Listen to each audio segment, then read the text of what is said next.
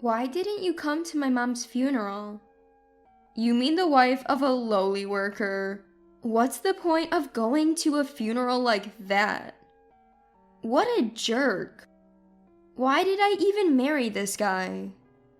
That's it. I want a divorce. When I said that, my husband smirked. Fine, but you're the one who's going to suffer. Ha ha ha. Turns out he was the one who suffered.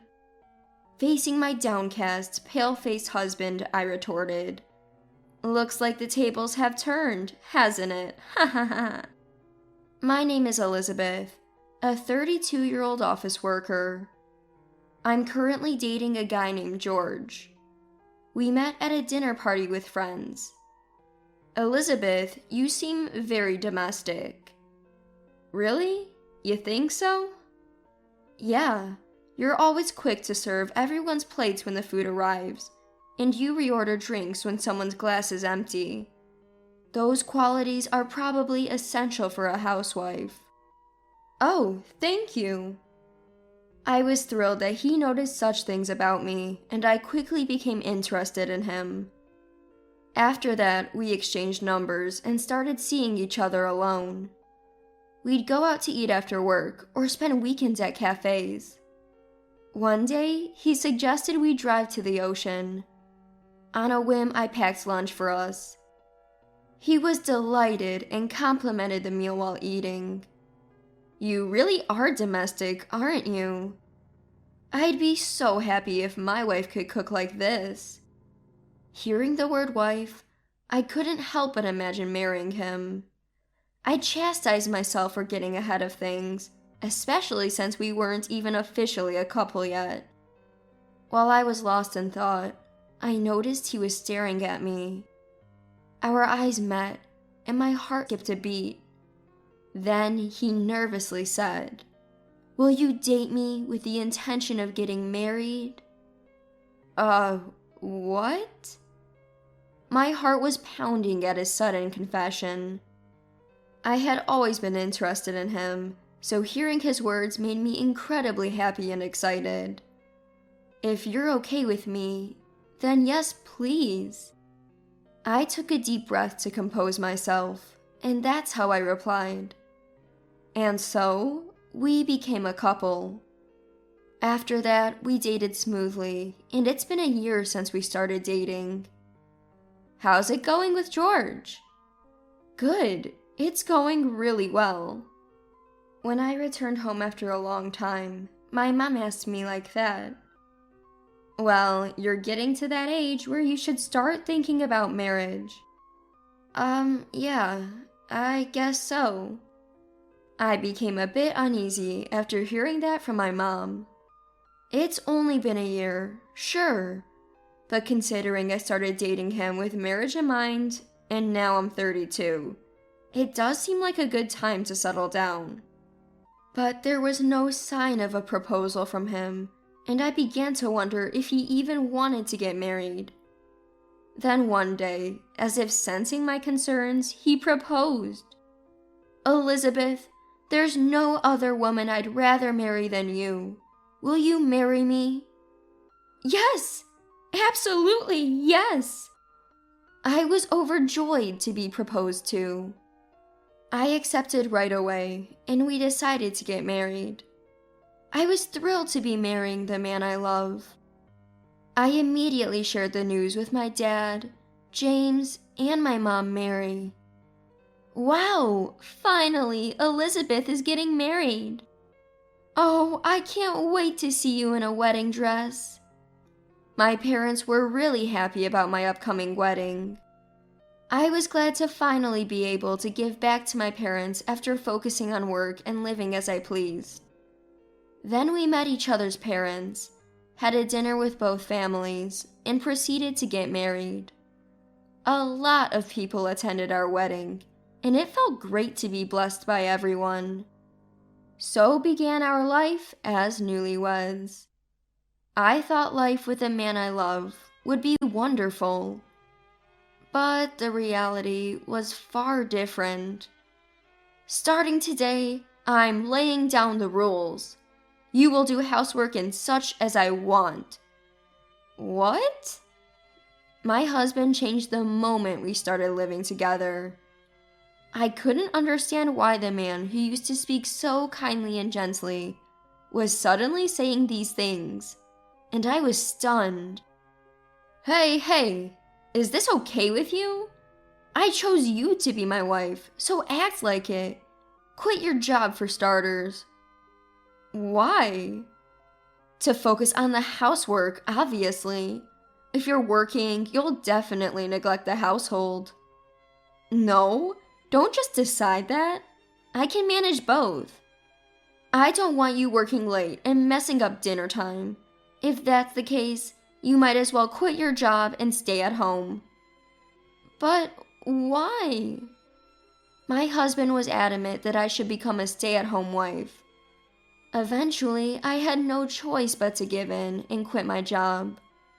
I was confused by my husband's attitude and began to worry about our future life together. But at that time, I still loved him and didn't want to make a hasty decision like divorce. I thought that only by accepting each other's flaws could we become a real couple. However, my husband's behavior was worse than I had anticipated. Welcome home. He handed me his bag without saying I'm home and went to his room to change. I put his bag where it usually goes and headed to the kitchen to warm up dinner. After changing, he sat at the dining table, waiting for me to serve the food. Hey, you're slow. I'm sorry. He would get irritated if the food wasn't served when he expected and would rush me like that. I had become completely submissive to him. Perhaps, after a while, people just stopped resisting. Maybe it's because my perspective had narrowed. What was cunning about my husband was that he would occasionally show kindness. Elizabeth, thank you for everything. Huh? What's going on all of a sudden? I just felt like expressing my gratitude. I can focus on work because of you. Here, a bouquet. Oh, it's beautiful. I might let off steam because of work stress, but please bear with me. Okay.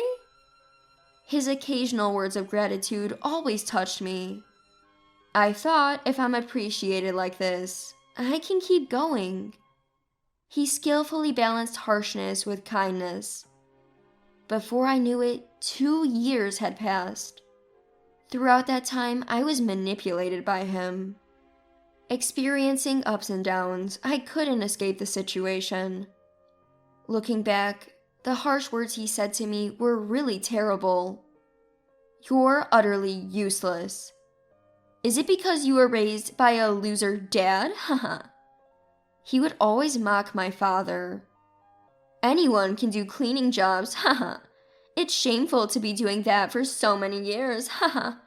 I work as a company employee, so I'm already above your dad. Why would he belittle someone's parents like that? I thought perhaps he was under immense stress from work and needed to put someone down to maintain his self-esteem. I kept telling myself, he's stressed from work. If venting at me makes him feel better, maybe that's for the best. So I put up with it. Life continued as usual. Before I knew it, we'd been married for 3 years. I thought maybe once he retires, when life slows down, we'll finally have that peaceful life together. That's what was on my mind these days. So, whatever he said, it hardly bothered me anymore. But then, something unexpected happened. My mom fell seriously ill. I rushed to the hospital. She needed long-term care, they said. I visited her daily. My mom had always cared for me. I wanted to be there for her as much as possible now that she was sick. One day, my husband came home earlier than expected. Welcome home. Dinner? Sorry. I was visiting Mom and got a little delayed. As I said that, my husband's eyes flared up in anger. What? What's this about? Why isn't dinner ready? Visiting can wait. What? Your job is to support me by taking care of the house. But I'm worried about Mom too. Who cares about your lowlife parents? Excuse me? This got me heated. How could you say something so awful? Would you feel the same if someone disrespected your own mother, George? My mother has no reason to be disrespected. Then why should my mom be belittled like this? Take back what you said about insulting her. Oh, so you're standing up to me now? I am. I've been tolerating your behavior because you said you're stressed from work. But you've belittled my dad too, right? That wasn't easy to swallow either. Take back what you said about insulting my parents. Shut up. If you hate me so much, then leave. And with that, he yelled at me. I couldn't keep my cool any longer. I quickly packed some things and went to my parents' home. I spent about a week there. My husband sent countless calls and texts, but I ignored them all. I wanted to spend as much time with my deteriorating mom as possible. And sadly, her condition turned critical. My dad and I stayed by my mom's hospital bed the whole time. But unfortunately, she passed away. I was devastated. Tears wouldn't stop flowing. But at least I was there for her final moments. I'm grateful I got to say my goodbyes. Then my dad and I immediately started planning and preparing for the funeral. I texted my husband about the time and location, letting him know we were holding a funeral for my mom. Though I could see he read the message, he didn't reply. The next day, my dad and I were busy with funeral preparations. We were so swamped, I didn't even have time to follow up with my husband. When the funeral started, I noticed he hadn't shown up. In the end, my husband never came to my mom's funeral. Even my in-laws were there, so what could he possibly be doing? After the funeral, I tried to reach him, but he wouldn't answer any of my calls. Why won't he answer? My in-laws also wondered why he didn't show and asked me about it. Wasn't he supposed to come today? Yes, but I can't reach him on the phone. What could he be doing, ignoring even calls from his parents? I had no choice but to go home. When I got there, I found him sitting on the couch, eating delivered pizza and downing beers. I was furious. Excuse me, why didn't you come to my mom's funeral? Huh? Funeral? Who cares about that? Haha. Are you serious? Yeah, why should I care about a funeral for the wife of a low-wage worker? Haha. It's a waste of money. And don't tell me you paid for it from my earnings. I'll never forgive that. He's the worst. Why did I marry this man? That's it, let's get a divorce. When I said that, he laughed mockingly. Sure, but you're the one who's gonna have problems. Haha. You're just a housewife with a janitor for a dad. Haha. How are you gonna survive? He continued to berate me. But the one who ended up in trouble was my husband. You seem to be misunderstanding something. What? He looked slightly rattled by my assertive tone. Why don't we let Dad clarify? What? Just then, my dad James walked in from the entrance toward the living room. James? You seem to have had a lot to say about my precious daughter and wife. Caught off guard by his father-in-law's sudden appearance, the husband quickly tried to act nonchalant. Isn't James the real problem? Haha. I was just speaking the truth, man. Having a janitor for a father-in-law is pretty embarrassing, don't you think? Ha ha ha ha. Well, I believe all jobs have dignity. Cleaners make it possible for everyone to use various facilities comfortably. Nothing sadder than trying to justify yourself. Ha ha ha. Ugh, you really are a twisted individual. Clearly, I need to be more discerning in my hiring process. Wait, what? Hiring process? It seems you didn't know. I own a cleaning company. You're the CEO? Look, none of that matters now. I'll never forgive you for this. My husband's face turned ashen. No way. You can't be the CEO, can you? To convince my skeptical husband, I showed him my father's company website. See this CEO's picture? Definitely my dad. I can't believe it. He was wide-eyed and surprised. Just then, the parents-in-law stormed into the living room, having waited at the entrance. George, what on earth are you doing? Mom and Dad? You're hopeless, George.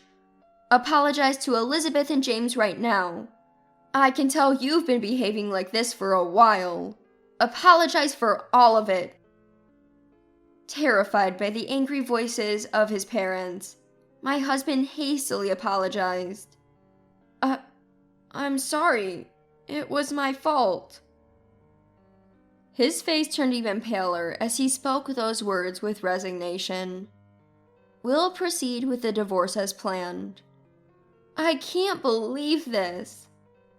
Facing my downcast, pale husband, I said, You ended up in the very situation you mocked, huh? Ha ha ha. Remember the divorce papers you shoved in my face? They're still in the drawer. Let's fill them out. Wait, please. Enough. What makes you think you can be forgiven now? Thanks to my father's angry outburst, my husband finally calmed down. With the help of my parents-in-law, they completed the divorce paperwork. Afterward, I sought compensation for emotional distress caused by my husband's harassment. I had kept a diary detailing his abusive behavior, and had even received a medical certificate for my emotional distress. My claim was approved, and my ex-husband was ordered to pay compensation. Additionally, I reported the matter to his workplace. As it turned out, my dad was friends with the CEO of my ex-husband's company, who severely criticized him after hearing the story. Consequently, my ex-husband was fired from his job. My ex-husband lost his job all at once and couldn't afford the rent anymore. He tried to fall back on his parents, but even they had had enough of him this time and cut ties. Now, he has nobody to turn to and is scraping by with a part-time job, paying off the compensation and living a life of poverty. He brought it all on himself, and frankly, it serves him right. On the other hand, I started working at my dad's company.